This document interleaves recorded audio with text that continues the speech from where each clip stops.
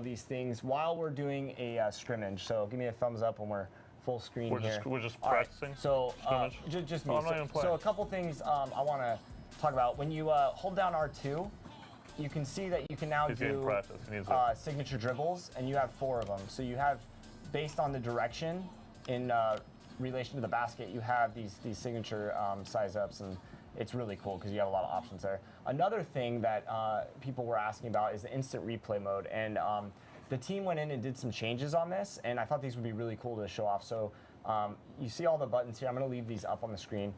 You can determine the height. I can also change the cameras based on the player I'm locked onto. So as I hit left and right on the D-pad, you're going to see just, and look at the angles, Ronnie, that we have this year that are really, really neat. Can really get in close on players and get the angles that people kind of want to go in there and get.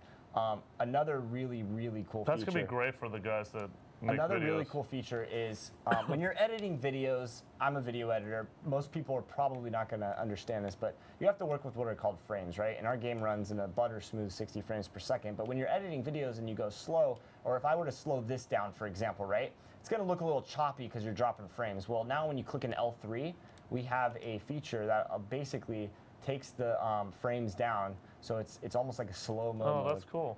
So you can see the difference, and you can get in there and chop video and go slower as opposed to holding down L2 or R2 and also fixing these. Shady's wetting himself right now. The by the way. really other cool thing. I just wanted you to there know you go.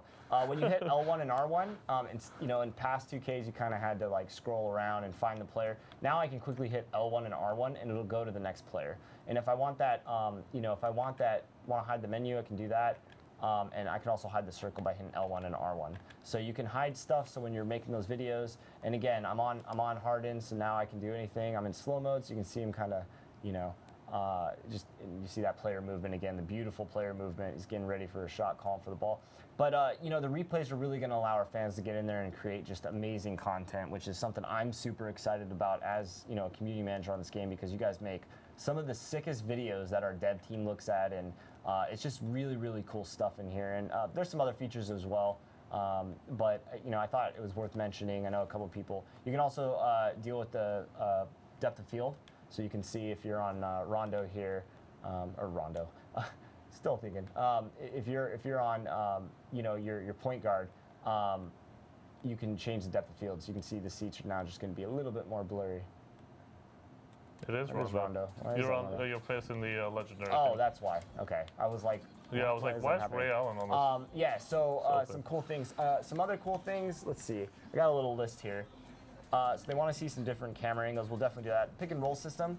When you are calling for a pick and roll now, if you hold down L1, you can now choose which side you want him to go on. So you can see Dwight's going to come over and set the pick on either side that you determine, right? You can also have him slip at any point and tell him to do that. So I can change it.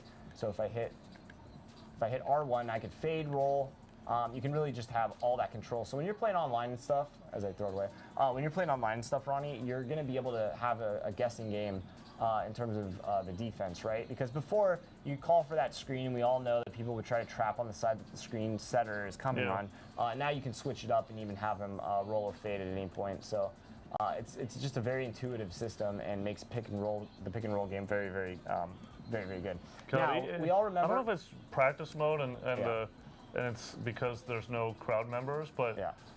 The body scans make such a difference. That's something we're going to talk about in a minute. It is crazy. Let's say you're in the game and the defense is playing you tight and you need somebody to come to the ball. You can now hold circle and do a nice little dribble pitch.